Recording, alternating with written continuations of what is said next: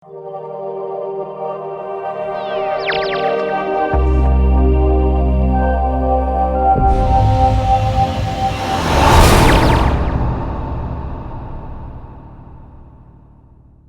pagi Bapak, Ibu, dan saudara-saudara yang dikasihi Tuhan. Mungkin saat ini berada di rumah ataupun di dalam perjalanan, dan mungkin dimanapun saudara-saudara berada. Mari saat ini, pada hari Minggu ini, pagi ini, kita mengikuti ibadah dengan sukacita. Tuhan, terima kasih, kami ucap syukur Tuhan. Pada hari ini kami dapat beribadah, akhirnya Tuhan pimpin setiap hati kami, supaya kami benar-benar menuju, melihat, memandang wajah Tuhan. Dimanapun kami berada Tuhan, kiranya Tuhan memimpin setiap hati kami. Terima kasih Tuhan, kami bersuka cita hari ini. Di dalam nama Tuhan kami Yesus Kristus, kami ucap syukur dan berdoa. Amin. Hari ini hari yang telah dijadikan Tuhan.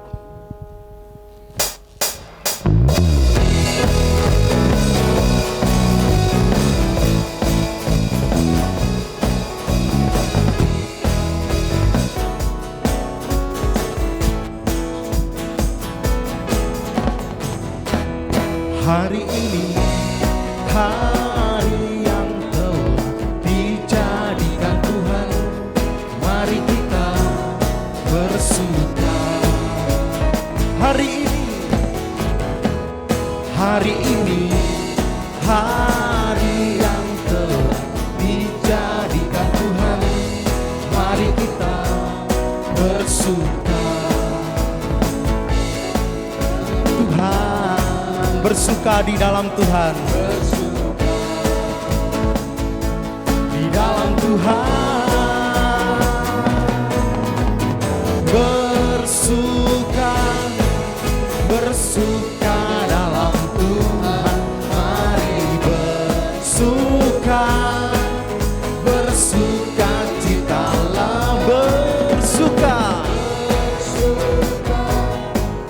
bersuka dalam Tuhan sekarang, bersuka, bersuka citalah.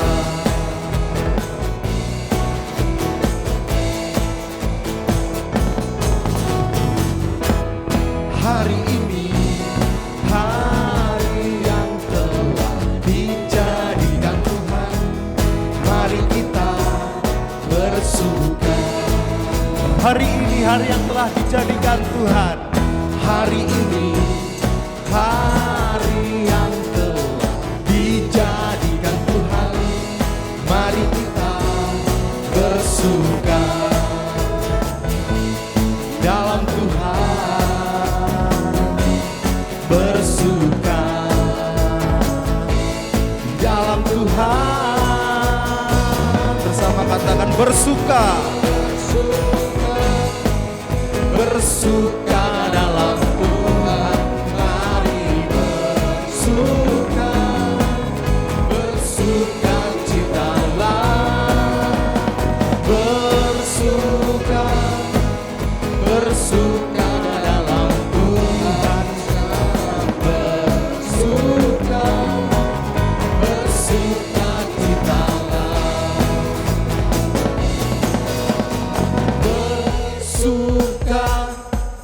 bersuka dalam Tuhan, mari bersuka, bersuka citalah. Semuanya bersuka cita dalam Tuhan, bersuka dalam Tuhan sekarang, bersuka, bersuka citalah sekarang, bersuka, sekarang bersuka, sekarang bersuka, bersuka citalah.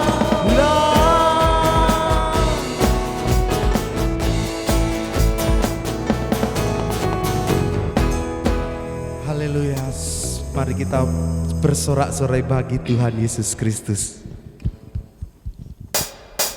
Ku diberi kuasa dari Hati yang Mulia.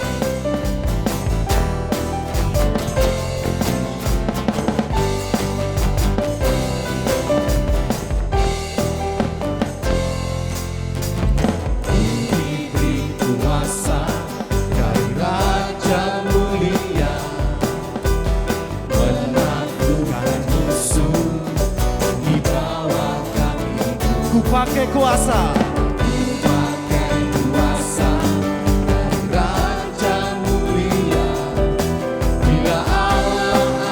Bersamaku, siapa jadi lawanmu? Sungguh besar Kau Tuhanku, Engkau perisai hidupku. Ku berdiri dengan iman dalam Yesus Tuhan.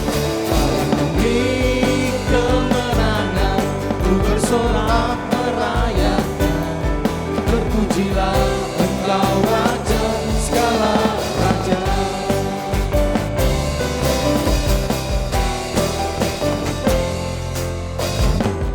Diberi kuasa dari Raja mulia, menaklukkan musuh di bawah kakinya. Ku pakai kuasa. Pakai kuasa dari Raja mulia. Bila Allah ada bersamaku, siapa jadi lawanku? Bila Allah Bersamaku, siapa jadi lawanku? Bila Allah Ada bersamaku, siapa jadi lawanku? sungguh besar Kau Tuhanku. Besar Kau Tuhanku, Engkau perisai hidupku. Ku berdiri dengan iman dalam Yesus Tuhan. Kau yang memberi kemenangan, ku bersorak merayakan. Terpujilah Engkau Raja segala raja. Sungguh besar Kau Tuhanku. Kau Tuhanku, Engkau perisai hidupku. Ku berdiri dengan iman dalam Yesus Tuhan. Kau yang memberi kemenangan, ku bersorak merayakan. Terpujilah Engkau Raja segala raja. Terpujilah Engkau Raja segala raja. Sekali lagi katakan, terpujilah Engkau Raja. Engkau Raja segala raja.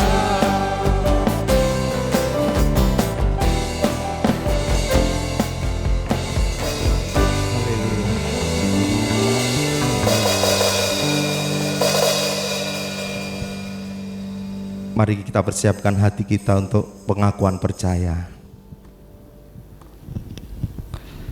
Aku percaya bahwa Alkitab adalah firman Allah yang diilhamkan oleh Roh Kudus. Aku percaya kepada Allah yang Maha Esa, yang menyatakan dirinya dalam Bapa, Anak, dan Roh Kudus. Aku percaya bahwa Allah Bapa, pencipta langit dan bumi beserta isinya. Aku percaya bahwa Tuhan Yesus Kristus adalah Anak Allah yang telah menjadi manusia, mati di kayu salib, bangkit dari kematian untuk menyelamatkan orang berdosa. Aku percaya Roh Kudus yang memimpin orang percaya kepada kebenaran. Aku percaya bahwa semua manusia telah jatuh ke dalam dosa dan kehilangan kemuliaan Allah dan hanya dapat diselamatkan melalui percaya dan menerima Yesus Kristus sebagai Tuhan dan Juru Selamatnya. Aku percaya bahwa kelahiran baru dikerjakan oleh kuasa firman dan Roh Kudus. Aku percaya bahwa setiap orang yang percaya dan bertobat harus dibaptis.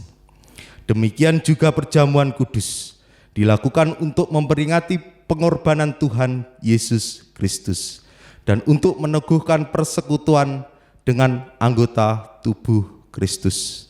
Aku percaya baptisan Roh Kudus disertai tanda-tanda, karunia-karunia roh, dan karunia jawatan bagi pembangunan tubuh Kristus.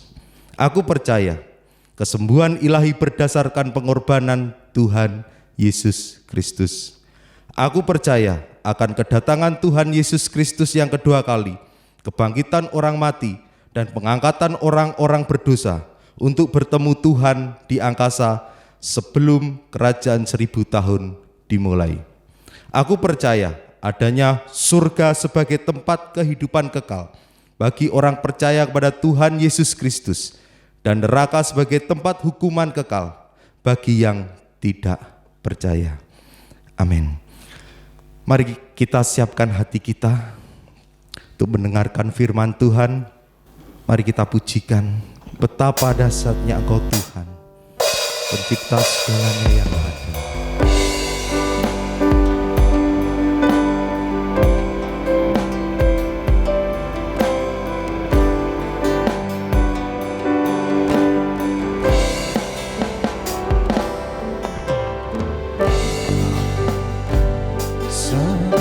Engkau Tuhan,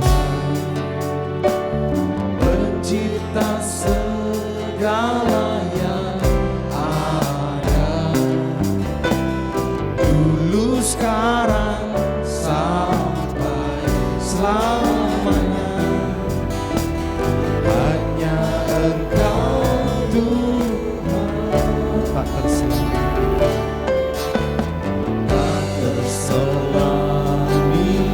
pikiranku, Tak terukur panjang setia, tak terukur panjang setiamu, dulu sekarang sampai selamanya. sampai selamanya. Hanya Engkau Tuhan, ku sembah Engkau Yesus. Hanya Engkau Allah di hidupku, tiada yang lain, hanya Engkau Tuhan selamanya. Kau tetap Allah walau dunia semua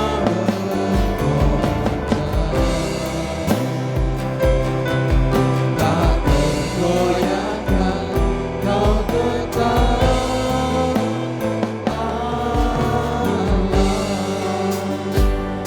Tak terselami tak terselami pikiranmu, tak terukur panjang setiamu, dulu sekarang sampai selamanya. Hanya Engkau Tuhan, ku sembah Engkau Yesus. Hanya Engkau Allah di hidupku, tiada yang lain, hanya Engkau Tuhan selamanya. Kau tetap Allah walau dunia semua bergoncang, tak tergoyahkan. Kau tetap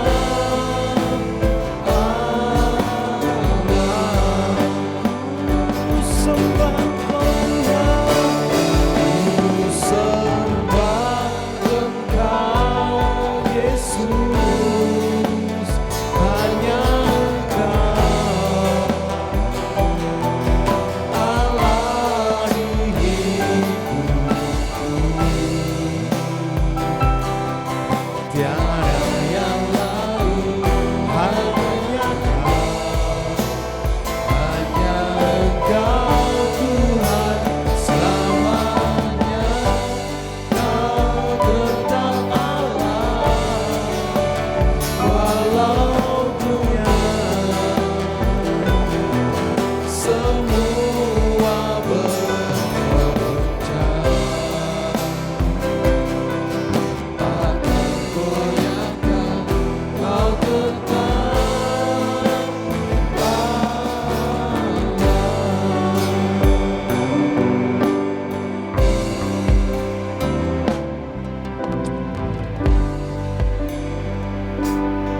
Tuhan, kami ucap syukur saat ini ya Tuhan. Biarlah setiap hati kami bertekuk lutut di hadapan kaki salib-Mu Tuhan. Kami mau mendengarkan firman-Mu Tuhan. Biarlah firman-Mu mengubah setiap hidup kami. Tuhan, kami mohon pertolongan-Mu. Buka setiap hati pikiran kami Tuhan, supaya kami mengerti apa isi hati Tuhan, sehingga kami mau bisa melakukan setiap hari, sehingga dirasakan oleh sekitar kami. Terima kasih Tuhan, kami berdoa saat ini untuk Ibu Gembala yang akan menyampaikan firman. Urapi, berkati Tuhan, supaya semuanya Tuhan, kehendak-Mu Tuhan sampaikan saat ini. Terima kasih Tuhan, kami siap untuk mendengarkan firman-Mu. Terima kasih Tuhan Yesus, ku sembah Engkau Yesus. Terima kasih Yesus. Sembah Engkau Yesus, hanya Engkau Allah di hidupku, tiada yang lain, hanya Kau, hanya Engkau Tuhan selamanya. Kau tetap Allah walau dunia semua bergoncang, tak tergoyahkan. Kau tetap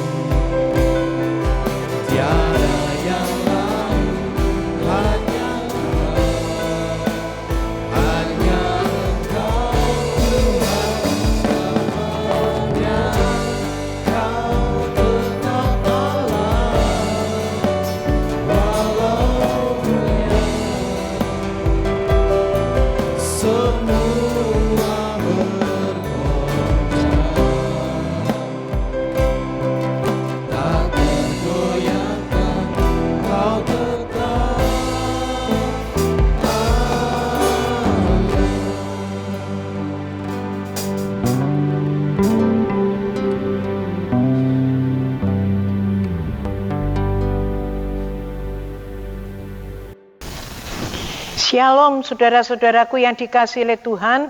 Marilah sebelum kita mendengarkan firman Tuhan, kita berdoa terlebih dahulu. Bapa yang di dalam surga, kami menyiapkan hati dan pikiran kami untuk kebenaran firman-Mu. Engkau tahu kebutuhan kami, Engkau tahu kerinduan kami. Kami mohon berbicaralah. Biarlah kebenaran firman-Mu ini boleh meneguhkan iman kami, boleh menuntun jalan hidup kami. Terima kasih Tuhan, kami serahkan diri kami, pakailah hamba-Mu menjadi kepanjangan suara Tuhan untuk menyampaikan firman-Mu. Dalam nama Yesus kami berdoa, amin. Shalom, saudara-saudara yang dikasihi oleh Tuhan. Firman Tuhan pada siang hari ini tentang menabur di masa kekeringan. Kita akan membaca di dalam Lukas 6 ayat 38. Firman Tuhan berbunyi demikian. Berilah dan kamu akan diberi suatu takaran yang baik, yang dipadatkan, yang digoncang, dan yang tumpah keluar akan dicurahkan ke dalam ribaanmu. Sebab ukuran yang kamu pakai untuk mengukur akan diukurkan kepadamu. Saudara-saudara yang dikasihi oleh Tuhan, apa yang saudara katakan. Seandainya saudara melihat ada orang yang menabur benih, menanam padi atau sayur-sayuran pada waktu terjadi kemarau panjang, sehingga di mana-mana tempat tidak ada air, sungai-sungai menjadi kering, sumur-sumur menjadi kering.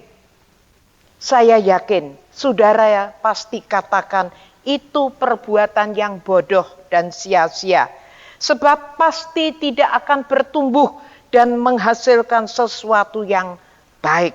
Tetapi sebaliknya akan mengalami kerugian yang besar. Baik secara materi maupun tenaga dan waktu. Saudara, kalau kita berpikir secara manusia, logikanya memang seperti itu. Tapi kalau yang menyuruh untuk menabur di masa kekeringan itu Tuhan, maka segala sesuatunya akan menjadi lain. Mari kita melihat pengalaman janda di Sarfat yang kita akan baca di dalam 1 Raja-Raja 17 ayat 10 sampai 16. Demikian bunyinya, ayat yang 10 bagian B. Tampaklah di sana seorang janda sedang mengumpulkan kayu api. Ia berseru kepada perempuan itu, katanya, cobalah ambil bagiku sedikit air di dalam kendi supaya aku minum. Ketika perempuan itu pergi mengambilnya, ia berseru lagi, cobalah ambil juga bagiku sepotong roti. Ayat 12, perempuan itu menjawab, demi Tuhan Allahmu yang hidup, sesungguhnya tidak ada roti padaku sedikit pun, kecuali segenggam tepung dalam tempayan, dan sedikit minyak dalam buli-buli. Dan sekarang aku sedang mengumpulkan 2-3 potong kayu api. Kemudian aku mau pulang dan mengolahnya bagiku dan bagi anakku. Dan setelah itu kami memakannya, maka kami akan mati. Ayat 13. Tetapi Elia berkata kepadanya, janganlah takut, pulanglah, buatlah seperti yang kau katakan. Tapi buatlah lebih dahulu bagiku sepotong roti bundar kecil daripadanya. Dan bawalah kepadaku, kemudian barulah kau buat bagimu dan bagi anakmu. Saudara-saudara, perhatikanlah apa yang dilakukan oleh janda Sarfat ini. Sesuatu yang luar biasa. Sekalipun ia bukan tokoh yang terkenal, yang punya nama besar, seperti Ratu Esther atau Deborah. Dia hanya seorang wanita sederhana, rakyat jelata yang miskin. Bahkan namanya saja tidak tertulis di dalam Alkitab. Hanya dikatakan janda Sarfat. Sarfat adalah tempat di mana ia tinggal. Tapi apa yang dilakukan sungguh-sungguh sesuatu yang luar biasa dan dahsyat bagi saya. Ia berani memberikan miliknya sementara ia sendiri membutuhkan. Dan itu tepung yang terakhir yang dia miliki. Memang apa yang dia berikan tidak banyak. Hanya sepotong roti kecil dan air. Tapi saudara, nilainya, bobotnya, itu sama besarnya dengan apa yang dilakukan oleh Esther. Waktu ia mempertaruhkan nyawanya untuk menyelamatkan bangsa Israel yang pada waktu itu akan dimusnahkan. Bahkan kalau saya katakan apa yang dilakukan oleh janda Sarfat ini lebih besar pengorbanannya daripada Ratu Esther. Sebab untuk menyelamatkan Israel, Ratu Esther hanya mempertaruhkan nyawanya, artinya nyawa satu orang. Tapi janda Sarfat ini dengan memberikan satu potong roti yang kecil, itu miliknya yang terakhir pada Nabi Elia. Itu berarti dia mempertaruhkan nyawanya dan nyawa anaknya. 2 nyawa. Coba renungkan. Kalau seandainya kita berada di posisi janda Sarfat ini, apakah kita mempunyai keberanian untuk memberi sementara kita sendiri membutuhkan dan itu milik kita satu-satunya? Atau katakanlah, apakah kita mempunyai keberanian untuk memberi sementara keadaan kita tidak berkelebihan, hanya pas-pasan? Saudara, Tuhan mau supaya kita sebagai anak-anaknya untuk belajar memberi. Bahkan di masa kekeringan sekalipun, saya tahu itu bukan perkara yang gampang. Sebab saya pernah mengalami waktu saya baru menikah dan Tuhan tempatkan kami di Trenggalek. Saudara, keadaan kota Trenggalek pada waktu itu sangat minus. Masyarakat rata-rata makan nasi tiwul dan sebagai hamba Tuhan yang hidupnya dari persembahan jemaat. Kira-kira saudara pasti bisa membayangkan keadaan kami pada waktu itu. Jemaat rata-rata dari kalangan bawah dan banyak yang sudah tua dan tidak bekerja. Pada waktu itu saya hamil, anak saya yang pertama sudah hamil 7 bulan. Suami saya berkata kepada saya, bangkunya gereja sudah reot. Bagaimana kalau jemaat waktu ibadah dan duduk di bangku lalu bangkunya patah, orang-orang akan jatuh. Lalu suami saya mengatakan, bagaimana kalau uang tabungan kita untuk kamu melahirkan dipakai dulu untuk membeli kursi. Kan kamu masih melahirkan 2 atau 2,5 bulan lagi. Nanti kan Tuhan pasti buka jalan. Saudara-saudara, waktu itu saya sangat bergumul sekali. Saya belum ada persiapan sama sekali waktu itu untuk kelahiran anak saya. Saya belum membuat baju-baju untuk anak saya. Popok, gurita, selimut, bantal guling bayi, dan sebagainya. Dan gurita untuk saya sendiri. Setelah melahirkan biasanya ibu-ibu harus memakai gurita. Dan uang tabungan itu untuk biaya waktu saya bersalin. Saudara, untuk membayar bidan yang menangani. Wah, Tuhan menguji iman saya. Tuhan menguji iman saya.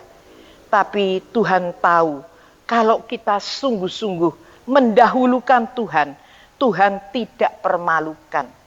Saudara, Tuhan yang menolong, ada mujizat terjadi waktu itu. Saya sangat bersyukur Tuhan kirim baju-baju bayi, tempat tidur bayi, uang untuk bersalin, Tuhan siapkan. Tidak sampai berhutang. Bagaimana malunya kalau kita melahirkan tidak punya uang sampai berhutang pada bidannya atau kepada jemaat. Itu sungguh memalukan. Tuhan mencukupkan apa yang menjadi kebutuhan kita. Saudara, rahasianya janda ini mengalami mujizat. Yaitu walaupun melalui suatu pergumulan, tapi akhirnya ia melakukan apa yang diperintahkan Elia sebagai orang yang diutus oleh Allah. Saudara-saudara, Nabi Elia berkata, buatlah lebih dulu bagiku sepotong roti, kemudian barulah kau buat untukmu dan untuk anakmu. Kalau orang berpikir secara manusia akan sulit untuk menerima. Di dalam sikon seperti itu, buatlah lebih dulu bagiku, baru bagimu. Kalau orang Cina berkata ini bucing li. Sudah minta lalu suruh membuatkan lebih dulu untuk dia, baru yang punya rumah. Padahal yang punya itu hanya punya tepung 1 genggam. Walaupun melalui satu pergumulan, tapi akhirnya janda ini membuatkan seperti yang diminta oleh Nabi Elia. Ia punya iman dan ia mendahulukan Tuhan lebih dahulu.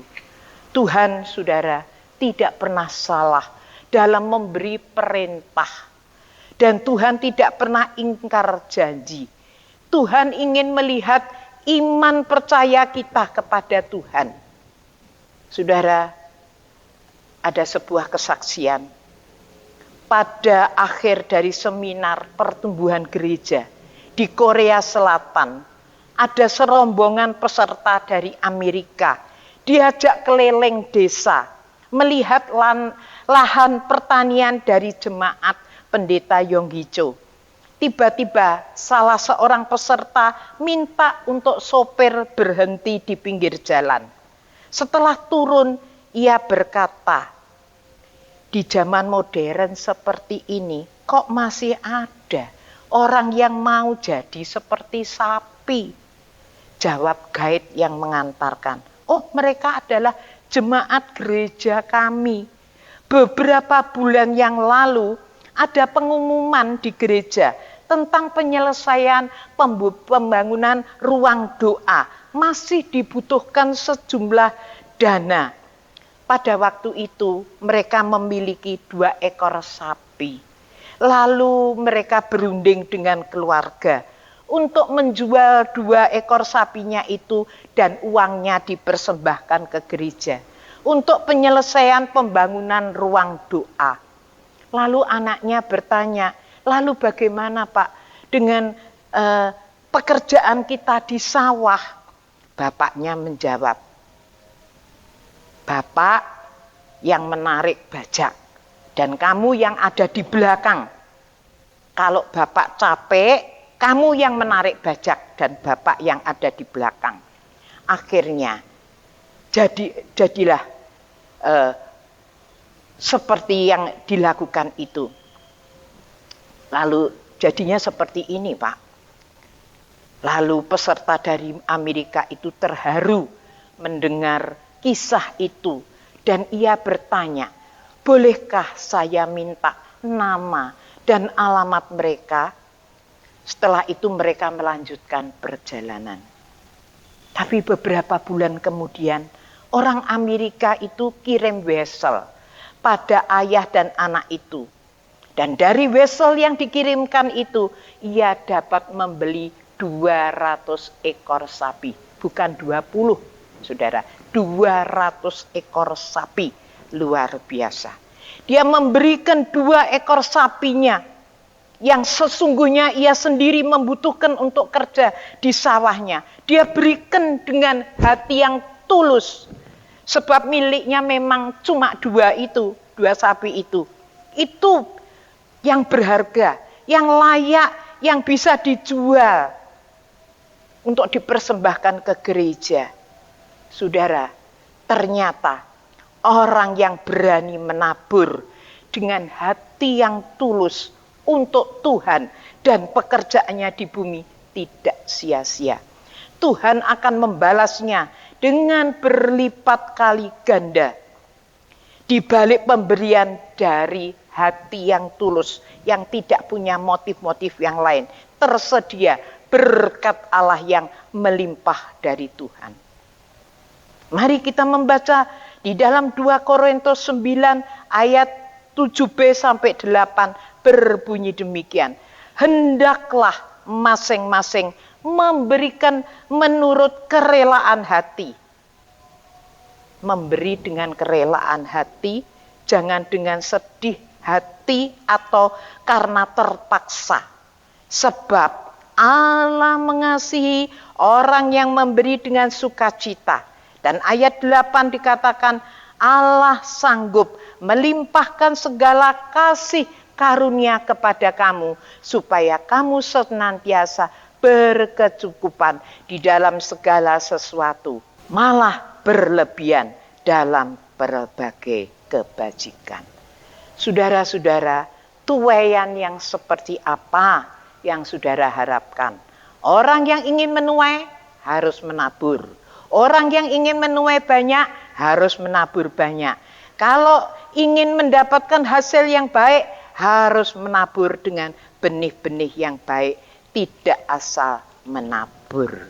Saudara, dengan tuaian yang apa yang saudara ingin dapatkan? Saudara, kiranya Tuhan yang menolong akan kita. Roh Kudus yang memberkati kita semua. Mari kita berdoa. Bapa, hamba-Mu sudah menyampaikan kebenaran firman-Mu. Kiranya Roh Kudus yang memberkati, Roh Kudus yang berbicara, Roh Kudus yang menolong, agar kebenaran firman-Mu membukakan hati pikiran kami selama ini. Engkau Allah yang tidak pernah ingkar janji.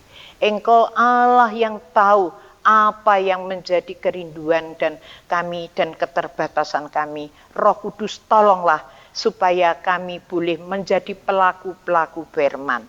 Dalam nama Yesus kami berdoa. Amin. Bapak Ibu yang dikasihi Tuhan, mari kita mengakhiri ibadah pada pagi hari ini. Kita pujikan kiranya Engkau memberkati aku berlimpah-limpah.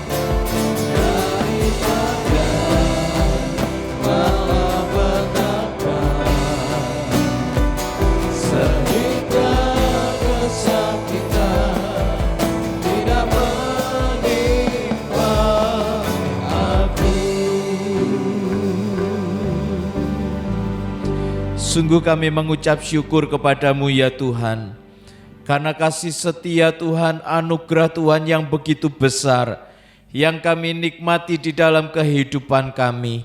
Tidak pernah kami merasa ditinggalkan Tuhan, tetapi tangan Tuhan yang kuat selalu menopang kami, selalu menuntun kami, selalu menyertai, memberkati setiap kami.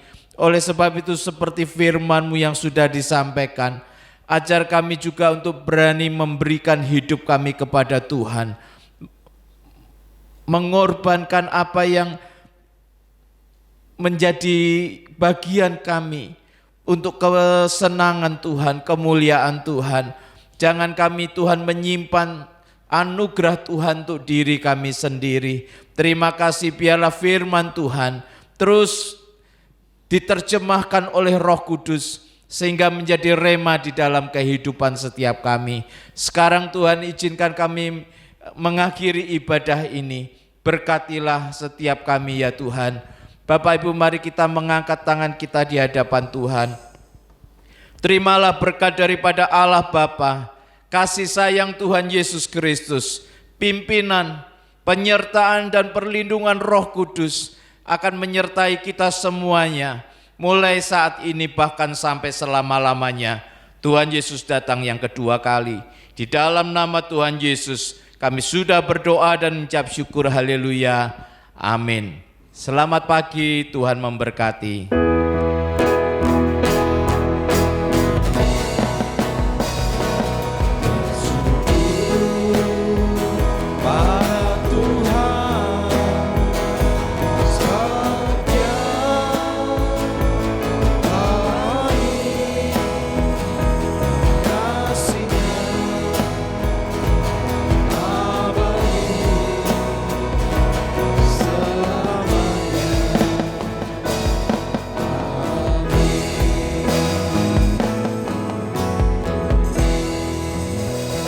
Yesus.